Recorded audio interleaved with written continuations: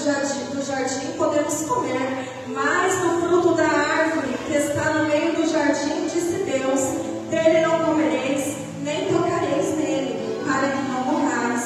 Então a serpente disse à mulher, é certo que não morrereis, porque Deus sabe que no dia em que dele comer, se vos abrirão os olhos, e como Deus sereis conhecedores do bem e do mal. Vendo a mulher que a árvore era boa para se comer, agradável aos olhos e árvore desejável para dar entendimento, tomou-lhe um fruto e comeu, e deu também ao seu marido, e ele comeu. Abriram-se então os olhos de ambos, e percebendo que estavam nus, coseram folhas de figueira, e fizeram cintas para si. Quando ouviram a voz do Senhor Deus que andava no jardim pela viração do dia, esconderam-se da presença do Senhor Deus, o homem e a sua mulher, por entre as árvores do jardim. E chamou o Senhor Deus ao homem e lhe perguntou, onde estás? Ele respondeu, ouvi a tua voz no jardim, e porque estavas nu, tive medo e me escondi. Perguntou-lhe Deus, quem te fez saber que estavas nu? Comestes da árvore que te ordenei que não comesses? Então disse o homem, a mulher que me deste por esposa, ela me deu da árvore e eu comi. Disse o Senhor Deus à mulher, que é isso que fizeste? Respondeu a mulher, a serpente me enganou e eu comi. Amém? Está aqui a palavra, em nome de Jesus Cristo. Irmãos, sabemos que Deus ele cria todas as coisas, céus, terra. Deus começa a criar ali os animais, Deus começa a fazer ali a sua grande obra sobre a terra. Mas aí Deus, ele olha e ele diz assim, ainda falta algo. E aí Deus vai e cria o homem. E a palavra do Senhor vai dizer assim, que da costela de Adão, Deus forma a mulher. Deus faz cair um sono profundo sobre Adão, retira uma das suas costelas e faz a mulher. E a palavra do Senhor vai dizer assim, que Deus já havia ordenado e falado com Adão, que não era para Adão tocar no fruto da árvore do conhecimento do bem e do mal. Mas certa feita, a mulher ela estava desprevenida, despreparada, quando a serpente mais sagaz, que simboliza Satanás, estava ao redor de Eva. E Eva ali, ela foi obstinada ao seu próprio coração, porque Eva estava com o seu coração, sabe aquele momento que a gente está, como tem acreditado, mente vazia, obstinando o diabo? Ela estava ali distraída. E a serpente então, ela vai, e ela diz assim, o Senhor disse para você não comer do fruto dessa árvore. E ela diz assim, sim, Deus disse que não era para comer. E ela diz assim, certamente você não morrerá, porque você será como Deus. E ali o mais interessante é que, aqui já resumidamente, amém? Que todos conhecem essa palavra. Quando Eva, ela come, ela oferece a Adão. Só que Adão já sabia que não era para comer do fruto, porque Deus falou primeiro com ele. E quando ele come, ele diz assim, e quando Deus ele passa pela viração do dia, que era algo que Deus fazia constantemente, diariamente,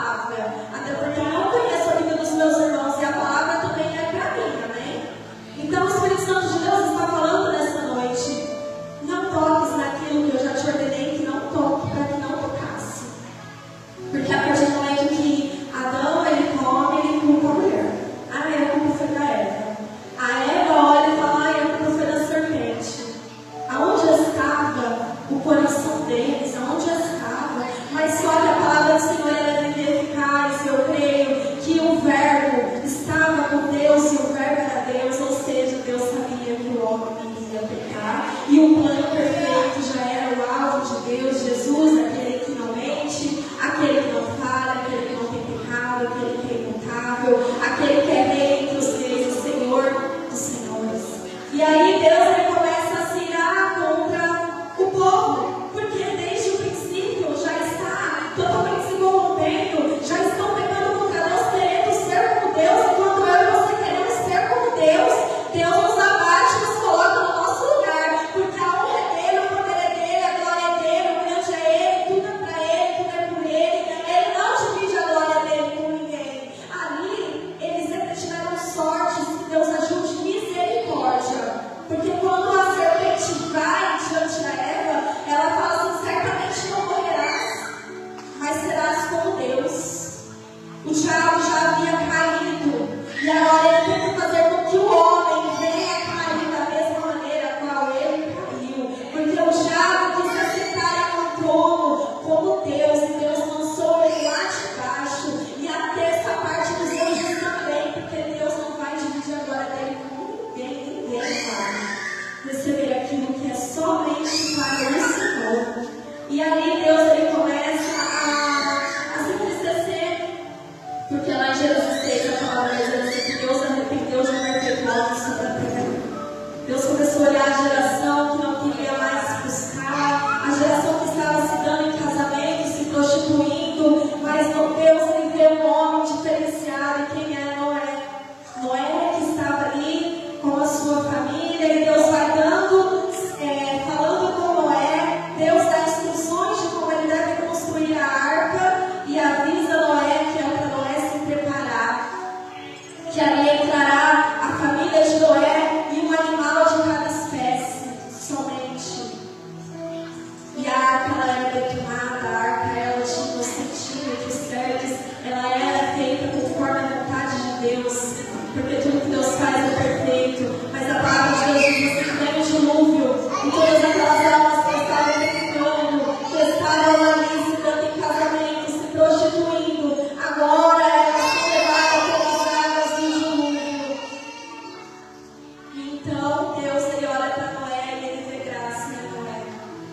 Só que todos os homens erraram, todos os homens que passaram pela Bíblia Sagrada, eles eram homens como eu e você, seres humanos de carne e osso, e também estão predispostos a errarem contra Deus, porque eu e você estamos sujeitos a falhar. Só que todas as vezes que Deus ele fala: não toque em algo, não toque em algo, porque a palavra dele diz assim, que ele não faz coisa alguma sem antes revelar aos seus profetas.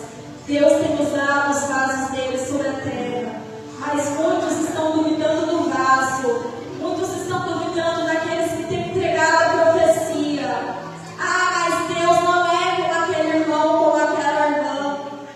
Só que Deus tem batido constantemente na porta do meu e do teu coração, como lá em Apocalipse 3, eis que estou à porta e bato, quem ouvir a minha voz entrarei em tua casa, cearei com ele comigo. Ele vai batendo na porta pedindo para entrar, porque Deus ele é educado, ele não vai chegar na minha, na sua vida e fazer um reboliço de qualquer maneira, não.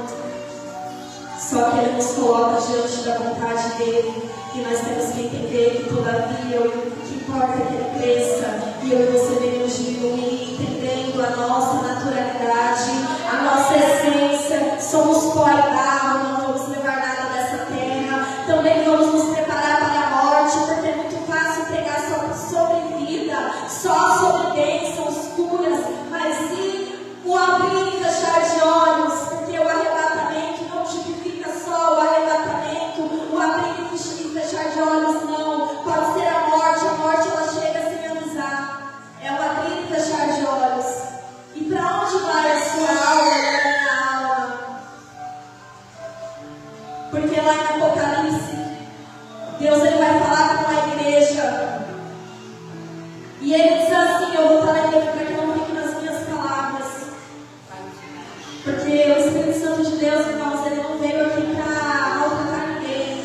A palavra confronta a nossa vida, porque ele é pai, ele sabe como ele trata os seus filhos.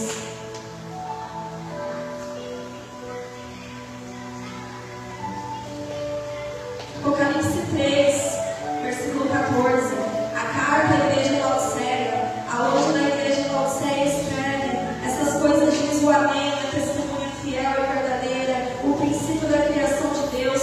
Conheço as tuas obras, que nem és frio nem quente. Quem dera fosses frio ou quente. Assim, porque és morno, e nem és quente nem frio, estou a ponto de vomitar-te da minha boca. Pois dizes, estou rico e abastado, não preciso de coisa alguma, e nem sabes que és tu infeliz, sim, miserável, pobre, cego, nu. Aconselho-te que de mim com tesouro refinado pelo fogo, para te enriqueceres, vestiduras brancas para te vestires, a fim de que não seja manifesta a vergonha da tua nudez, e colírio para ungires os olhos, a fim de que vejas. Eu repreendo e disciplino a quantos amo. Ser pois zeloso e arrependo-te, eis que estou à porta e bato. Se alguém ouvir a minha voz e abrir a porta, entrarei em sua casa, cearei com ele e ele comigo. Eu repreendo e disciplino a quantos amo. Ser pois zeloso e arrependo-te. Deus está falando, eu repreendo todos quanto amo. Ser pois zeloso e arrependo-te. Irmãos, eu não sei o porquê dessa palavra, eu não entrei aqui com palavra preparada. O Espírito Santo guiou a palavra ali, tem interesse certo, tem direção certa. Deus, Ele quer ter um encontro com a minha e com a sua vida nessa noite. E esse orar é transformar tudo aquilo que precisa ser transformado de dentro para fora, irmãos. Porque Deus, Ele não se agrada em sacrifícios de tolo. Deus, Ele não se agrada em aparência. A aparência não revela a presença. O que revela a presença é a essência. É o que está dentro do nosso coração. Não adianta nada, irmãos, cantar bonito, louvar, pregar, sapatear, falar em línguas, falar em mistérios, dizer que Jesus vai fazer e vai dar e vai. Não, se não houver amor, não vai adiantar. Eu não estou falando que você tem que colocar pessoas na tua mesa que te magoaram. Eu não estou falando que você tem que se assentar com quem te fez o mal. Você tem que orar e pedir para Deus libertar e transformar. Mas eu e você também não é obrigado a colocar certas pessoas na nossa vida. Mas a minha e tua missão orar e pedir para Deus libertar. Porque Efésios 6, revestindo de toda a armadura de Deus, para que possais resistir ao dia mau. E tendo feito tudo, ficai firmes. A nossa luta não é contra carne e sangue, e sim contra principados e potestades nas regiões celestiais. Tem gente que dá brecha para Satanás. E aí, quando a mão de Deus pesa, vai pesar contra Satanás e contra quem está dando a brecha. Porque Deus tem batido constantemente na porta do meio do teu coração, pedindo para entrar. Não é de qualquer maneira que Deus quer eu e você na presença dele. Ele quer que nós venhamos ser como Ele falou aqui em Apocalipse. Nós não sabemos mais se somos quentes ou frios. Uma hora estamos na igreja, uma hora queremos o mundo, uma hora queremos caminhar, glória a Deus e aleluia. Vem a prova que é sair da igreja. Isso já aconteceu comigo também, irmãos. Só que a gente tem que entrar dentro do nosso quarto, fechar a porta e em secreto falar com Ele, e Ele nos honrará, nos ouvirá. Não adianta nada viver de oração de irmãos. Ai, ora por mim. Ai, faz isso por mim. Deus está falando desde quinta-feira ao meu coração que é momento de eu e você orar, parar de ficar sempre crente. Vocês oram, ora por mim. Oro, eu oro. Só que você também tem que orar e fazer a tua parte. A guerra é sua, a guerra não é do teu irmão. É muito fácil, irmão, segurar a barra da saia do outro e falar, ora por mim. Você tem orado? Será que eu tenho orado? Porque Deus não vê como o homem vê, irmãos. Que é porta de carro, é chave de carro, chave de casa. A igreja é um hospital. Primeiro Deus vai curar a tua alma.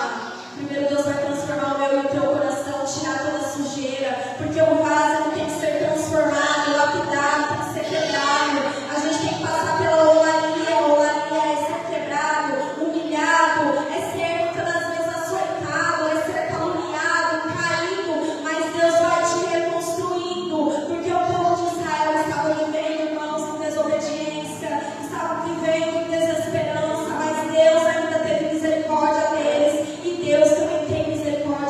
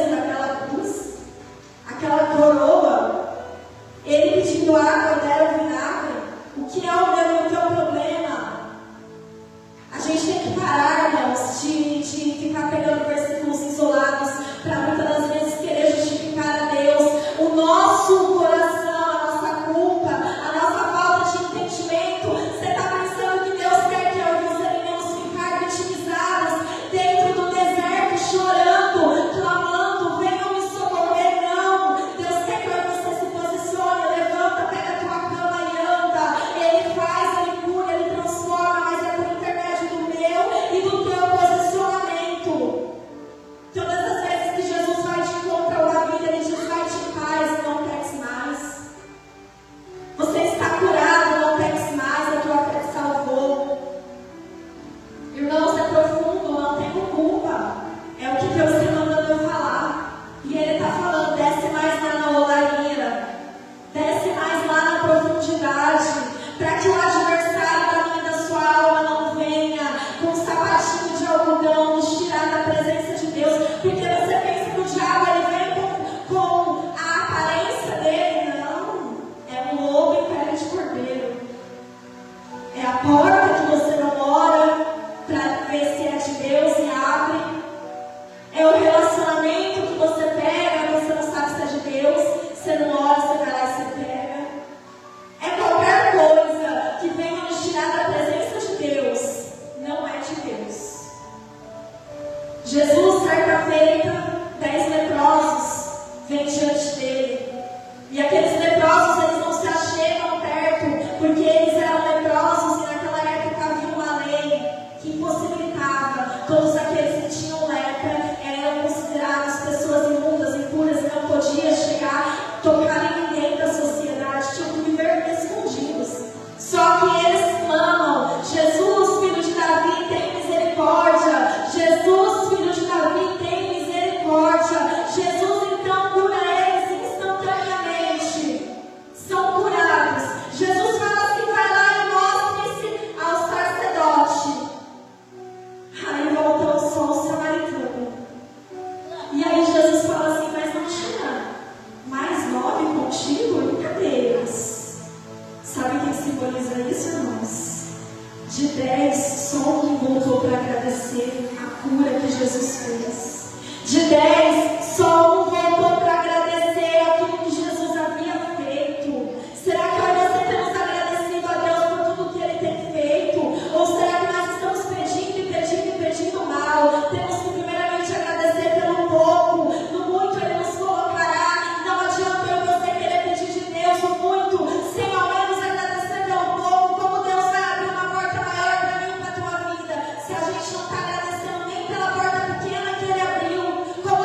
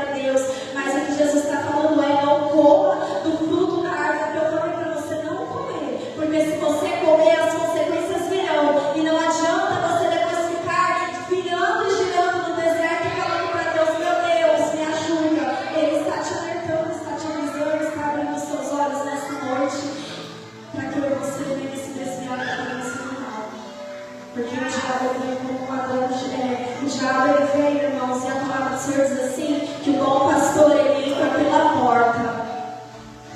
O diabo não.